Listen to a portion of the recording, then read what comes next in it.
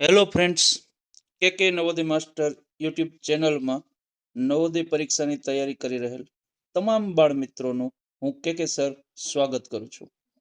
વિદ્યાર્થી મિત્રો, આગળ આપણે આકૃતિ ભાગ 1, 2, 3 ની તમને મેં અગાઉ સમજ આપી. ત્યારબાદ વિદ્યાર્થી મિત્રો, આપણે ભાષા વિભાગમાં એક ફકરાની મેં તમને સમજ આપી. વિદ્યાર્થીઓ, આગળ આજે આપણે ફરી પાછા ભાષા વિભાગના જ ફકરાની હું તમને સમજ આપવાનો છું. ખાસ વિદ્યાર્થી મિત્રો જે નવા હોય તેમણે મારા અગાઉ આકૃતિ વિભાગના વિડીયો 1, 2, 3 ની જે આકૃતિ છે એની ખાસ સમજ મેળવવી. ત્યારબાદ ભાષા વિભાગનો પણ એક વિડીયો મેં અગાઉ શેર કરેલ હતો, જેની અંદર મેં તમને એક ફકરાની સમજ આપી હતી. તો ખાસ વિદ્યાર્થીઓ, નવોદય પરીક્ષાની તૈયારીમાં કાંઈ જ કચાશ બાકી ન રહી જાય તે માટે વધારેમાં વધારે મહાવરો કરો. આકૃતિ વિભાગ છે, ભાષા વિભાગ છે, ત્યારબાદ ગણિત વિભાગમાં પણ ખૂબ જ મહાવરો કરો. મારી યુટ્યુબ ચેનલની અંદર ગણિતના તમામ પ્રકરણના વિશિષ્ટ દાખલાઓ છે, એમનો પણ ખાસ મહાવરો કરો. તો વિદ્યાર્થી મિત્રો, આપણે આજે ભાષા વિભાગના ફકરા 2ની સમજ આપીશ. વિદ્યાર્થી મિત્રો, જવાહર નવોદય પરીક્ષા જેની અંદર ભાષા વિભાગ જેમના 25 ગુણ છે. ખાસ વિદ્યાર્થીઓ, મેં અગાઉ પણ વાત કરી હતી કે આકૃતિ વિભાગ જે છે એમના 50 ગુણ છે, ગણિત વિભાગના 25 ગુણ છે અને ભાષા વિભાગના પણ 25 ગુણ છે. તો ખાસ આકૃતિ વિભાગની મેં તમને સમજ આપી. ત્યારબાદ અગાઉના જે આકૃતિના એકમો છે તેમની હું તમને હવે આગળ ક્રમશઃ સમજ આપીશ. પરંતુ આજે ભાષા વિભાગ છે તેની અંદર ખાસ તમને ફકરાઓની સમજ આપીશ. એટલે અહીં લખેલું છે કે ગુજરાતી ભાષાના ફકરાઓ. ખાસ વિદ્યાર્થીઓ, 25 ગુણ છે એટલે ખૂબ મોસ્ટ ઇમ્પોર્ટન્ટ છે કે ભાષા વિભાગમાં પણ તમે ખૂબ સારું એવું સ્કોરિંગ કરો. ભાષા વિભાગની અંદર તમને 4 ફકરાઓ પૂછવામાં આવે છે. દરેક ફકરાની નીચે 5-5 પ્રશ્નો છે. ટોટલ 20 પ્રશ્નો છે. ખાસ યાદ રાખજો, 20 પ્રશ્નો છે અને જેના 25 ગુણ મળે છે. ખાસ યાદ રાખજો, 20 પ્રશ્નોના 25 ગુણ મળે છે. ખાસ મિત્રો, ફકરા વિભાગ જે છે એમાં તમારે ખાસ ફકરો જે તમને આપેલો છે એને તમારે અર્થગ્રહણ સાથે સમજવાનો છે. ફકરો વાંચી જવો જરૂરી નથી, પરંતુ તેમનું અર્થગ્રહણ સાથે સમજવો જરૂરી છે. તમને તે ફકરો સમજાઈ જવો જોઈએ કે આ ફકરો શેનો છે, ફકરામાં શેની વાત કરી છે. એ જો બાબતો તમે સમજી જશો તો દરેક ફકરાની નીચે 5 પ્રશ્નો હશે, જેથી તમે પ્રશ્નોના સરળતાથી જવાબ આપી શકશો. ખાસ વિદ્યાર્થી મિત્રો, ફકરાની સાથે અમુક પ્રશ્નો વ્યાકરણ આધારિત પણ પ્રશ્નો આવે છે. વ્યાકરણમાં ઘણી વખત સમાનાર્થી શબ્દ, વિરોધાર્થી શબ્દ, સંજ્ઞા છે, વિશેષણ છે, એવા વ્યાકરણ આધારિત પ્રશ્નો પણ આવે છે. એટલે ખાસ વ્યાકરણનો પણ ખાસ સમજ મેળવી લેવી. અગાઉ એમની પણ હું તમને સમજ આપીશ, એમના પણ વિડીયો શેર કરીશ. અને ખાસ દરેક મારા ગુજરાતી ફકરાના વિડીયાના અંતમાં અમુક તમને સમાનાર્થી શબ્દો પણ આપીશ, જે તે તમારી નોટબુકમાં લખતા જજો ને ખાસ સમાનાર્થી શબ્દો, વિરોધાર્થી શબ્દો પણ તૈયાર કરજો. અને 5 પ્રશ્ન હોય છે, એમાંના અમુક પ્રશ્નો તો તમને સીધા જ ફકરામાંથી જવાબો મળી જશે. 1-2 પ્રશ્ન જે થોડા તાર્કિક હશે, થોડું તમારે વિચારવું પડશે. એટલે ખાસ વિચારીને જવાબ આપશો તો સરળતાથી તમે બધા જ જવાબો આપી શકશો. એટલે ખાસ વધારેમાં વધારે ભાષા વિભાગમાં પણ ખૂબ તૈયારી કરો અને એમાં પણ ખૂબ સારું સ્કોરિંગ કરો. તો વાત કરીએ વિદ્યાર્થીઓ, આજે ફકરા નંબર 2. અગાઉ મેં તમને ફકરા નંબર 1ની સમજ આપી હતી. કોઈ પણ વિદ્યાર્થીઓ જો નવા હોય તો તેમણે અગાઉ મારો ફકરા નંબર 1નો જે વિડીયો છે એ ખાસ નિહાળવો અને સમજ મેળવવી. બાળ મિત્રો, તો આગળ આપણે અહીં ફકરો જોઈએ છીએ કે જંગલ અને એના ઝાડવાળો આ ફકરો દેખાય છે. ખાસ તમારે વાંચવાનો અને અર્થગ્રહણ સાથે ખાસ ફકરો સમજવો જરૂરી છે, તો જ તમે સરળતાથી જવાબ આપી શકશો. અહીં આપણે પહેલા ફકરાનું વાંચન શરૂ કરીએ, ત્યારબાદ નીચેના પ્રશ્નોના જવાબ આપવાનો પ્રયાસ કરશું. ખાસ વિદ્યાર્થીઓ ફકરો વાંચ્યા વિચાર્યા વિના સીધા જ પ્રશ્નોના જવાબ ન આપવા, કારણ કે તમે ખોટા જવાબો પસંદ કરી લેશો. એટલે ખાસ ફકરો વાંચવો સમજવો ખૂબ જ જરૂરી હોય છે. તો અહીં આપણે જોઈએ કે ઘણા સમય પહેલા જંગલમાં એક વિશાળ ઝાડ હતું. તો ખાસ બધાને ખ્યાલ પડી જવી જોઈએ કે આ જંગલના ઝાડવાળો ફકરો છે. ઘણા સમય પહેલા જંગલમાં એક વિશાળ ઝાડ હતું. એ એટલું ઊંચું હતું કે લગભગ વાદળો સુધી પહોંચી જતું. એટલે કે આ ઝાડ છે એ ખૂબ જ ઊંચું હતું અને એમ કહી શકાય કે વાદળો સુધી પહોંચી જતું, એટલે કે ખૂબ જ ઊંચાઈ હતી એમની. આજે આપણે તેને લાલ ચંદન કહીએ છીએ. એ વૃક્ષનું નામ લાલ ચંદન છે, કારણ કે તેમનું લાકડું લાલ દેખાય છે. ખાસ જો આ વિદ્યાર્થીઓ આવી બાબતો સમજવી કે એ વૃક્ષ છે એનું લાકડું છે એ લાલ રંગનું હતું, એટલે એને લાલ ચંદન કહીએ છીએ. હું અહીંયા કેમ છું? હું અહીંયા કેમ છું? લાલ ચંદને પૂછ્યું. ખાસ યાદ રાખજો કે હું અહીંયા કેમ છું. આ લાલ ચંદન જે ઊંચું ઝાડ હતું તેને એક પ્રશ્ન થાય કે હું અહીંયા કેમ છું, એવું લાલચંદને પૂછ્યું. દુઃખની વાત છે કે કોઈ તેની વાત સાંભળી નહીં. ખાસ લાલચંદને પૂછ્યું. જો આવું પૂછાય કે હું અહીંયા કેમ છું, આ વાક્ય કોણ બોલે છે, એવા પણ નીચે પ્રશ્ન હોઈ શકે. ખાસ વિદ્યાર્થીઓ આ ફકરાને અનુરૂપ બહુ જાજા બધા પ્રશ્નો થઈ શકે. અહીં તમે જોઈ ગયા કે પેલું છે કે જંગલ, તો જંગલનો સમાનાર્થી શબ્દ શું થઈ શકે, આવા પ્રશ્નો હોય છે. પછી ત્યારબાદ છે કે ઊંચું છે, તો ઊંચાનો વિરોધી શબ્દ વિલોમ શબ્દ શું થઈ શકે, બરોબર. અને આ ઝાડ છે એને લાલચંદન કેમ કહેતા હતા, એનું કારણ શું, તો પણ આવો પણ પ્રશ્ન હોઈ શકે. એટલે ખાસ ફકરો સમજવો ખૂબ જ જરૂરી છે. તો અહીં કે હું અહીંયા કેમ છું એવું લાલચંદને પૂછ્યું, પણ દુઃખની વાત છે કે કોઈએ તેની વાત ન સાંભળી. એની વાત કોઈએ સાંભળી નહીં. એને જે પ્રશ્ન હતો કે હું અહીંયા કેમ છું, એ પ્રશ્ન એ જે એને અંદર થતો, પણ એની વાત કોઈ સાંભળી નહીં. મારું કામ શું છે? હું શું ભલું કરી શકું? કોઈએ જવાબ ન આપ્યો. એને ફરી પ્રશ્ન થતા કે મારું કામ શું છે?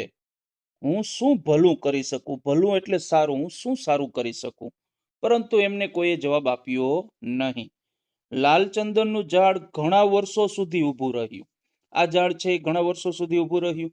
બધા ઝાડોના પાંદડા હિમના કારણે ખરી પડ્યા. હિમ એટલે ખાસ જો આવા બધા શબ્દો સમજાવવા જોઈએ, કેમ કે તમારી પાસે જો વધારે શબ્દ ભંડોળ હશે, તમે વધારે શબ્દોના અર્થ જાણતા હશો, તો સરળતાથી ફકરો સમજી શકશો.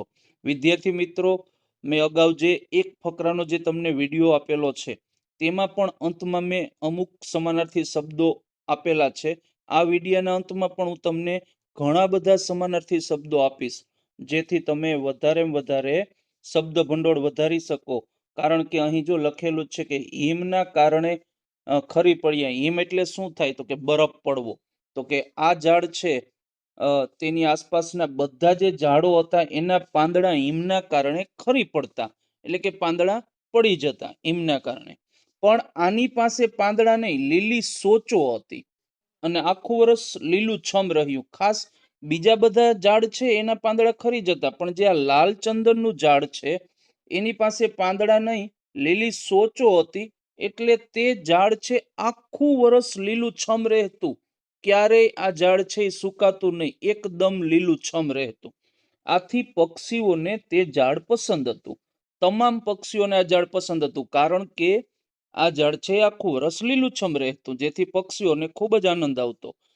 આ વર્ષોમાં પક્ષીઓના હજારો પરિવારે તેમને પોતાનું ઘર બનાવ્યું. એમ કહી શકાય કે આ ઝાડની અંદર પક્ષીઓના હજારો પરિવારો અહીં રહેતા, એટલે કે પોતાનું ઘર બનાવ્યું. ઘર એટલે કે પક્ષીઓ માળા બાંધે, એટલે કે હજારો પક્ષીઓ આ ઝાડ ઉપર રહેતા અને આ ઝાડ એમને ખૂબ જ પ્રિય હતું, કેમ કે આખું વર્ષ લીલુંછમ રહેતું. આ પક્ષીઓ માટે બહુ મોટી હોટલ જેવું હતું. ખાસ વિદ્યાર્થી મિત્રો, તમને બધાને ખ્યાલ હશે કે જેવી રીતે હોટલ હોય જ્યાં આપણે આરામથી રહી શકીએ, એવી રીતે પક્ષીઓ માટે એક આ મોટી હોટલ હતી. ઘણા બધા પક્ષીઓના માળા પણ હતા ને ઘણા બધા પક્ષીઓ આ ઝાડ ઉપર રહેતા હતા. સૂર્યાસ્તના વખતે જો ખાસ આવા બધા શબ્દો સમજાવવા જોઈએ કે સૂર્યાસ્ત એટલે કે સૂર્ય આથમી જાય સાંજનો ટાઈમ, એ વખતે પક્ષીઓના કલબલનો અવાજ એટલો ઊંચો હતો કે હરણ તેની પીઠને ઝાડથી રગડી શકતા નહીં. ખાસ વિદ્યાર્થીઓ, બધા જ પક્ષીઓ સૂર્યાસ્ત એટલે સમજાઈ જવું જોઈએ કે સાંજનો સમય, સૂર્ય આથમે, એ વખતે પક્ષીઓ બધા જ આ ઝાડ ઉપર આવી જતા અને એટલો બધો કલબલાટ કરતા કે જે હરણ છે એની પીઠને પણ ઝાડથી રગડી શકતા નહોતા. હરણ જે છે એ આ લાલચંદનનું ઝાડ હોય એના થડમાં પીઠને રગડે એટલે કે પીઠને ઘસતા હોય છે, પરંતુ પક્ષીઓનો એટલો કલબલાટ હતો કે હરણને પણ ડર લાગતો. ચકલાઓના કલબલથી તેમના કાન ખરાબ થઈ જતા. એમ કહી શકાય હરણ ત્યાં આવી જ ન શકતો. આવે તો આ ચકલાઓ પક્ષીઓ એનો એટલો કલબલાટ હોય કે એના કાન છે એમ કહી શકાય કે ખરાબ થઈ જાય. તો ખાસ વિદ્યાર્થીઓ અહીં ફકરો પૂર્ણ થાય છે. હવે એના આપણે પ્રશ્નો તરફ જશું. પણ ખાસ વિદ્યાર્થીઓ ફકરો વાંચવો, ફક્ત વાંચવો જ નહીં, અર્થગ્રહણ સાથે સમજવો ખૂબ જ જરૂરી છે. કોઈ બાળકોને જો થોડું ન સમજાયું તો ફરી પાછો ફકરો વાંચી અને સમજવાનો પ્રયાસ કરવો, કારણ કે જ્યાં સુધી તમે ફકરાને જ નહીં સમજી શકો ત્યાં સુધી તમે જવાબો નહીં આપી શકો. તો ખાસ વિદ્યાર્થીઓ ફકરો છે એને ભલે બીજી વખત ત્રીજી વખત વાંચી અને સમજાવવો જરૂરી છે, કારણ કે તો જ સરળતાથી જવાબ આપી શકશું. અહીં તમને ખ્યાલ પડી ગયો કે અહીં આ ફકરાની અંદર લાલ ચંદન નામનું એક વૃક્ષ છે જે આખું વર્ષ લીલુંછમ રહે છે. બધા પક્ષીઓ અહીં આવે છે, બરોબર, અને લાલ ચંદનના વૃક્ષને ઘણા બધા પ્રશ્નો થતા હતા કે હું અહીંયા કેમ છું અને મારું અહીં શું કામ છે, હું કઈ રીતે ભલું કરી શકું, એવા એમને પ્રશ્નો થતા, પણ એનો કોઈ અવાજ સાંભળતું નહીં. અને પક્ષીઓ સાંજના સમયે આવતા અને એટલો બધો કલબલાટ કરતા કે હરણ જેવા પ્રાણીને પણ આ ઝાડ પાસે આવતા ખૂબ જ ડર લાગતો હતો. તો આવી રીતે ખાસ વિદ્યાર્થીઓ ફકરો સમજાવવો જરૂરી છે, ત્યારબાદ જ પ્રશ્નો તરફ જશો. અને આ ફકરાને આધારે બીજા પણ ઘણા બધા મેં કીધું એમ વ્યાકરણ આધારિત પ્રશ્નો પણ અવારનવાર પરીક્ષામાં પૂછાતા હોય છે. વિદ્યાર્થીઓ, આ ફકરો પણ અગાઉ જવાહર નવોદયની પરીક્ષામાં પૂછાયેલો જ ફકરો છે. તો ખાસ વિદ્યાર્થીઓ, હવે આપણે તેમના પ્રશ્નો તરફ આગળ જઈએ.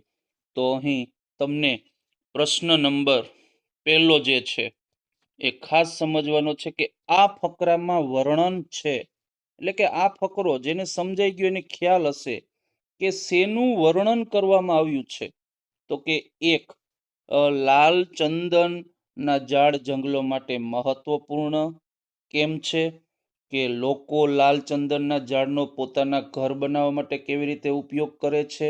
સી, લાલ ચંદનના ઝાડ પર પક્ષીઓ કેવી રીતે ખુશ રહેતા? કે ડી, લાલ ચંદનના લીલા પાંદડા કેટલા સોયાદાર હતા? તો ખાસ સમજો કે આ ફકરામાં શું વર્ણન છે. વિદ્યાર્થીઓ, અહીં તમારી સામે 1 2 3 4 વિકલ્પ છે. ખાસ તમારે ABCD જ સમજવા, કારણ કે આ અગાઉની પરીક્ષામાં પૂછાયેલો ફકરો છે અને તેની અંદર અગાઉ પરીક્ષામાં ABCD ની જગ્યાએ 1 2 3 4 આવતા, એટલે તમારે પરીક્ષામાં ABCD જ આવશે, એટલે ખાસ ABCD જ સમજવા. તો અહીં છે કે આ ફકરામાં શું વર્ણન છે, કે શેની વાત કરવામાં આવી છે. તો તમને ખ્યાલ હશે કે આખો ફકરો જોયો તેમાં તમે સરળતાથી કહી શકશો કે લાલ ચંદનના ઝાડ છે જંગલો માટે મહત્વપૂર્ણ છે એનું વર્ણન કરેલું છે, કે આ જંગલ માટે આ ઝાડ મહત્વપૂર્ણ હતું એનું વર્ણન કરેલું છે. તો કે ના, એ આપણો જવાબ નહીં હોય. બી છે કે લોકો લાલચંદનના ઝાડનો પોતાના ઘર બનાવવા માટે કેવી રીતે ઉપયોગ કરે? લોકો અહીંથી આ લાલચંદનનું લાકડું પોતાના ઘર માટે લઈ જતા નહીં, એ પણ ફકરામાં વર્ણન નથી. સી છે કે લાલચંદનના ઝાડ પર પક્ષીઓ કેવી રીતે ખુશ રહેતા એનું વર્ણન છે. કે ચોથું ડી, લાલચંદનના લીલા પાંદડા કેટલા સોયાદાર હતા એનું પણ વર્ણન નથી. તો સરળતાથી કહી શકશો કે આપણો જવાબ સી થશે, કેમ કે લાલ ચંદનના ઝાડ પર પક્ષીઓ કેવી રીતે ખુશ રહેતા, આખા ફકરામાં એ જ આવ્યું છે કે આ વૃક્ષ છે આખું વર્ષ લીલુંછમ રહેતું અને પક્ષીઓ અહીં આવતા અને હજારો પક્ષીઓ એના ઘર બનાવતા અને બધા ખૂબ જ ખુશ રહેતા, એવું આ ફકરાની અંદર આવેલું હતું. એટલે આપણે કહી શકીએ કે પક્ષીઓ કેવી રીતે ખુશ રહેતા આ ઝાડ ઉપર, એ આપણો જવાબ સી થશે. બરાબર, તો આવી રીતે થોડું વિચારશો તો પણ તમે સરળતાથી જવાબ તરફ જઈ શકશો. હવે આપણે આગળ બીજો પ્રશ્ન જોઈએ. તો ખાસ સમજવા જરૂરી છે કે બીજો પ્રશ્ન છે તમારી સામે જે અહીં, કે વાર્તાની શરૂઆતમાં કયો શબ્દ લાલચંદનના મનના ભાવને સારી રીતે પ્રગટ કરે છે? કે વાર્તાની જે શરૂઆત થઈ એમાં કયો એવો શબ્દ છે જે લાલચંદનના મનના ભાવને પ્રગટ કરે છે? એટલે કે એ રમૂજી ભાવ હતો, ક્રોધ હતો, ખુશ હતું કે દુઃખ હતું? તો આ તો ફકરામાં સીધો જ તમને જવાબ મળી જશે, કારણ કે તમે ફરી ફકરો જોશો તો આ જવાબ તો તમને ફકરામાં બીજી જે લાઈન છે એ તમે વાંચી હશે તો તમને સમજાઈ ગયું હશે. ખાસ આવા પ્રશ્નો હોય જ્યાં તેનો જવાબ હોય ત્યાં અંડરલાઈન કરશો તો તમને સરળતાથી ખ્યાલ આવશે કે અહીં બીજી લાઈન જે છે કે લાલચંદને પૂછ્યું દુઃખની વાત છે કે કોઈ એની વાત સાંભળી નહીં. તો કે વાર્તાની શરૂઆતમાં એને દુઃખ થતું હતું કે મારી વાત કેમ કોઈ સાંભળતું નથી. તો તમે સરળતાથી આ બીજો પ્રશ્ન છે એમાં જવાબ આપી શકશો કે એમને વાર્તાની શરૂઆતમાં કયો શબ્દ લાલચંદનના મનના ભાવને સારી રીતે પ્રગટ કરે છે? તો તમે સરળતાથી કહી શકશો કે ડી, દુઃખ. કારણ કે એને શરૂઆતમાં દુઃખ હતું કે મારી વાત કેમ કોઈ સાંભળતું નથી. બાકી આ રમૂજી એટલે ખુશ એવું કંઈ આવશે નહીં, ક્રોધ હતો કે નહીં, એ વૃક્ષ ખુશ હતું કે એવી શરૂઆતમાં ભાવ હતો નહીં. એટલે સરળતાથી કહી શકશો કે દુઃખનો ભાવ પ્રગટ કરે છે શરૂઆતમાં. ત્યારબાદ વિદ્યાર્થી મિત્રો આગળનો જે આપણો પ્રશ્ન છે તે ખાસ જોઈએ કે પક્ષી ખુશ કેમ રહેતા હતા? આપણે જોઈ ગયા ફકરામાં જે સમજ આવી હતી કે પક્ષીઓ અહીં બધા રહેતા અને ખૂબ જ ખુશ હતા. તો શા માટે ખુશ હતા, એનું કારણ શું? થોડુંક વિચારશો તો ફકરામાં પણ આવ્યું હતું તો તમે સરળતાથી જવાબ તરફ જઈ શકશો કે એ છે કે પક્ષીને ખાવા માટે ઘણા બીજ મળતા હતા. આ વૃક્ષમાં એમને ઘણા બધા બીજ મળી જતા હતા કે જેથી એ ખુશ રહેતા હતા. તો કે ના, બીજ નહોતા મળતા. બી છે કે ઝાડ વર્ષ દરમિયાન લીલુંછમ રહેતું હતું. આગળ આપણે જોઈ લઈએ ત્રીજો, કે ઝાડના પાંદડા હિમથી ખરી જતા, ઝાડના પાન છે એ હિમથી ખરી જતા એટલે પક્ષીઓ ખુશ રહેતા. ના. ડી છે કે ઝાડ બહુ ઊંચું હતું. હા, વાત સાચી છે કે ઝાડ ખૂબ ઊંચું હતું, પરંતુ ઊંચું હતું એટલા માટે પક્ષીઓ ખુશ રહેતા હતા? નહીં. તો સી પણ નહીં આવે, ડી પણ નહીં આવે. તો તમે સરળતાથી કહી શકશો, એ પણ આપણે જોઈ ગયું કે બીજ નહોતા મળતા એટલે એ પણ નહીં હોય. તો તમે સરળતાથી કહી શકશો કે ઝાડ છે એ વર્ષ દરમિયાન લીલુંછમ રહેતું હતું. બી જવાબ આવશે. લીલુંછમ રહેતું હતું એટલે પક્ષીઓ ખુશ હતા. તો આવી રીતે જો ફકરો સમજાઈ ગયો હશે તો તમારે ફકરામાં જવાબ શોધવા પણ નહીં જવું પડે. સરળતાથી તમે કહી શકશો કે બીજ, ઝાડ વર્ષ દરમિયાન લીલુંછમ રહેતું હતું તેથી પક્ષીઓ ખુશ રહેતા હતા. બાળ મિત્રો ત્યારબાદ આગળનો જે પ્રશ્ન છે ખાસ તમે જોશો કે જંગલમાં તે વિશાળ ઝાડનું નામ લાલચંદન કેમ પડ્યું હતું?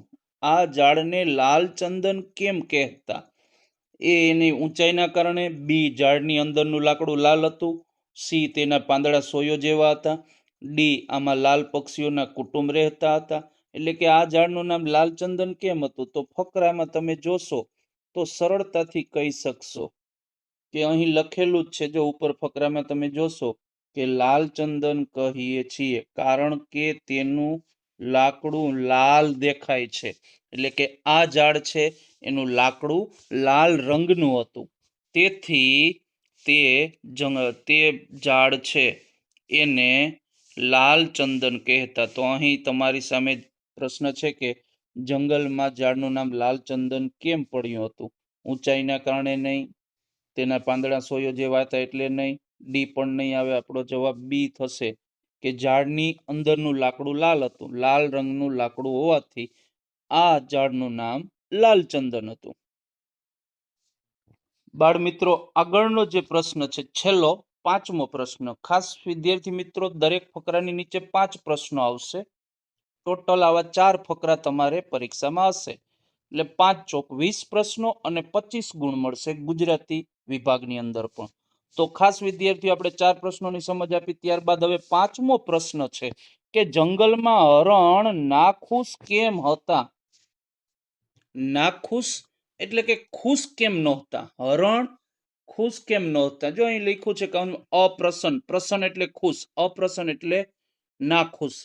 ખુશી એમને કેમ મળતી ન હતી, કેમ ખુશ ન હતા? તો આ પણ ફકરામાં આવ્યું હતું કે આપણે ખાસ વાત કરી હતી કે જ્યારે પક્ષીઓ કલબલાટ કરતા ત્યારે હરણ છે એની પીઠને પણ રગડી ન શકતા. અને ખાસ આગળ જે છેલ્લી રેખા લીટી છે એ ખાસ જોઈએ. અહીં તમે જોઈ શકશો કે ચકલાઓના કલબલથી તેમના કાન ખરાબ થઈ જતા. બરોબર, અહીં લખેલું છે કે હરણ તેની પીઠને ઝાડથી રગડી શકતા નહોતા અને ચકલાઓના કલબલથી તેમના કાન ખરાબ થઈ જતા. તો ખાસ તમે આવી રીતે જોઈ શકશો કે અહીં કે હરણ ખુશ કેમ નહોતા, નાખુશ કેમ હતા? તો કે તેને સતાવવાની કોઈ જગ્યા નહોતી કે નહીં, એના માટે ખુશ નહોતા. પછી આગળ લખ્યું છે કે તેમને સી તમે જોશો તો જોઈ શકશો કે તેમને પૂરતો તડકો નહોતો મળતો, નહીં એ પણ નહીં હશે, એ પણ નથી. તેઓ લાલચંદનના પાંદડા નહોતા ખાઈ શકતા એટલે ખુશ નહોતા, નહીં. સરળતાથી કહી શકશો કે બી, પક્ષીઓનો કલબલ તેમના કાનોમાં વાગતો હતો. આપણે આગળ જોયું ચકલાઓના કલબલાટથી એના કાન ખરાબ થઈ જતા હતા, એટલે કે કાનમાં અવાજ એનો વાગતો હતો, એટલે તે હરણ ત્યાં રહી શકતા નહીં. તો આવી રીતે 5 પ્રશ્નોના તમે જવાબ સરળતાથી આપી શકશો. થોડું પણ વિચારશો, ફકરો સરળતાથી સમજશો તો તમને 5 પ્રશ્નોના જવાબ મળી જશે. વિદ્યાર્થીઓ ખાસ ફકરામાં મેં વાત કરી એમ વધારે સમાનાર્થી શબ્દો તૈયાર કરવા, જેથી તમે સરળતાથી ફકરો સમજી શકો. અગાઉ મેં તમને ફકરાનો એક વિડીયો શેર કરેલો હતો, એ જે કોઈ નવા વિદ્યાર્થી હોય તેમણે જોઈ લેવો. ત્યારબાદ આજે આ ફકરાનો બીજો વિડીયો છે જેની અંદર આ ફકરાની મેં તમને સમજ આપી. અને હવે ફકરાના અંતમાં, દરેક ફકરાના અંતમાં હું તમને નવા સમાનાર્થી શબ્દો આપી, જેથી તમે વધારે શબ્દ ભંડોળ વધારી શકો અને વધારે શબ્દો તૈયાર કરી શકો. તો હવે ફરી પાછા હું તમને નવા શબ્દો આપીશ. ખાસ વિદ્યાર્થી મિત્રો તમે તમારી નોટબુકમાં શબ્દો લખતા જજો અને ખાસ તૈયાર કરજો, જેથી નવોદયની પરીક્ષા આવે ત્યાં સુધી તમે ઘણા બધા શબ્દો તૈયાર કરી લ્યો, જેથી સરળતાથી તમે ભાષા વિભાગમાં પણ ખૂબ સારું એવું સ્કોરિંગ કરી શકો. બાળ મિત્રો, અગાઉ તમને મેં સમાનાર્થી શબ્દો આપ્યા હતા. આ બીજા સમાનાર્થી શબ્દો છે કે ઘણી વખત આવે છે કે વખાણ. વખાણ એટલે પ્રશંસા, તારીફ. કોઈ આપણી પ્રશંસા કરે, તારીફ કરે, વખાણ. આ બધા શબ્દો છે, એના સમાનાર્થી શબ્દો છે, ખાસ તૈયાર કરવા. બીજો છે કે આદેશ. આદેશ એટલે હુકમ કરવો, ફરમાન આપવું, હુકમ આપવો. રાજાએ સૈનિકને હુકમ આપ્યો, આદેશ આપ્યો. ત્યારબાદ આગળના જે શબ્દો છે ખાસ બધા તૈયાર કરજો અને તમારી નોટબુકમાં લખતા જજો, જેથી તમે વધારે શબ્દો તૈયાર કરી શકો. આગળ છે કે આભૂષણ. આભૂષણ એટલે ઘરેણા, અલંકાર. જે આપણે ઘરેણાઓ પહેરીએ છીએ એનો સમાનાર્થી શબ્દ આભૂષણ કે બીજું અલંકાર. ફકરામાં આવી જતું હોય છે કે અલંકાર, ફકરામાં આવેલ શબ્દ છે એનો સમાનાર્થી શબ્દ શું થાય. ખાસ બીજું પર્યાયવાચી શબ્દ પણ કહેવામાં આવે. પર્યાયવાચી એટલે સમાનાર્થી શબ્દ. ત્યારબાદ ગફલત એટલે કે ભૂલ. આ બાળકે ગફલત કરી છે, ગફલતિયાની ભૂલ. પછી એકરાર એટલે કબૂલાત. હું એકરાર કરું છું, હું કબૂલ કરું છું. ત્યારબાદ આગળના શબ્દો વિદ્યાર્થીઓ જોઈએ કે અહીં લખેલું છે કે કાબુ. કાબુ એટલે અંકુશ, નિયંત્રણ. કાબુ લઈ આવો, અંકુશ લઈ આવવું, નિયંત્રણ કરવું વગેરે. પરિશ્રમ એટલે મહેનત, ઉદ્યમ. હજી એક પુરુષાર્થ પણ કહી શકાય કે નવોદયની પરીક્ષામાં જો તમારે પાસ થવું હોય તો ખૂબ જ પરિશ્રમ કરવો પડશે, ખૂબ જ મહેનત કરવી પડશે, પુરુષાર્થ કરવો પડશે, ઉદ્યમ. તો આવા શબ્દો આવી જતા હોય છે કે ઉદ્ધમનો પર્યાયવાચી શબ્દ શું થાય, ઉદ્ધમ નો સમાનાર્થી શબ્દ શું થાય. ત્યારબાદ પ્રારંભ એટલે શરૂઆત કરવી, હું મારા કામનો પ્રારંભ કરું છું, શરૂઆત કરું છું. ત્યારબાદ આગળના છે એ તો આવી ગયો છે આપણે આગળ જ કે ઉપચાર એટલે ઈલાજ, કે ડોક્ટર છે આપણો ઈલાજ કરે છે. ત્યારબાદ હરીફાઈ કરવી એટલે સ્પર્ધા કરવી. નિર્બળ એટલે કમજોર, નબળું, બરાબર. જે નબળું છે, કમજોર છે એને નિર્બળ કહેવાય છે. ત્યારબાદ આગળના જે સમાનાર્થી શબ્દો છે એ જોઈએ. પ્રયત્ન, પ્રયત્ન એટલે કોશિશ, પ્રયાસ કરવો, પ્રયત્ન કરવો, હું કોશિશ કરીશ. હતાશ એટલે નિરાશ, નાસીપાસ, હું નિરાશ થઈ ગયો, હતાશ થઈ ગયો. ત્યારબાદ ઘટના એટલે બનાવ, પ્રસંગ, કે આ ઘટના બની, આ બનાવ બન્યો. ત્યારબાદ આગળના શબ્દો છે એ જોઈએ બાળ મિત્રો, કે વિજય એટલે જીત, આનો વિજય થયો, ભારતનો આજે વિજય થયો, જીત થઈ. વય, વય એટલે આપણી ઉંમર, તમારી વય કેટલી થઈ છે, ઉંમર. ત્યારબાદ ઉજાસ એટલે પ્રકાશ, અજવાળું, આવા સમાનાર્થી શબ્દનો પ્રયોગ થતો હોય છે. ત્યારબાદ છેલ્લો સમાનાર્થી જે શબ્દ છે ફુરસદ, કે મને આજે ફુરસદ મળી ગઈ, એટલે કે નવરાશ મળી ગઈ, નવરાત મળી ગઈ. તો વિદ્યાર્થીઓ આવા સમાનાર્થી શબ્દો છે ખાસ તૈયાર કરજો, તમારી નોટબુકમાં લખતા જજો અને વધારે શબ્દો તૈયાર કરો. ત્યારબાદ આગળ હું વિરોધાર્થી શબ્દો, સંજ્ઞા છે, ત્યારબાદ વિશેષણ, એમની પણ હું તમને સમજ આપી. વધારે તૈયારી કરો તો આકૃતિ વિભાગની જેમ તમે ગુજરાતી વિભાગ, ભાષા વિભાગમાં પણ ખૂબ સારું એવું સ્કોરિંગ કરી શકશો. તો ખાસ વિદ્યાર્થીઓ અહીં આપણે ગુજરાતી ભાષા વિભાગનો બીજો વિડીયો કમ્પ્લીટ કરીએ છીએ. ત્યારબાદ ફરી મળશું ગુજરાતી ભાષા વિભાગના ત્રીજા વિડીયોમાં. ત્યાં સુધી તમામ વિદ્યાર્થીઓનો ખૂબ ખૂબ આભાર. જય દ્વારકાધીશ.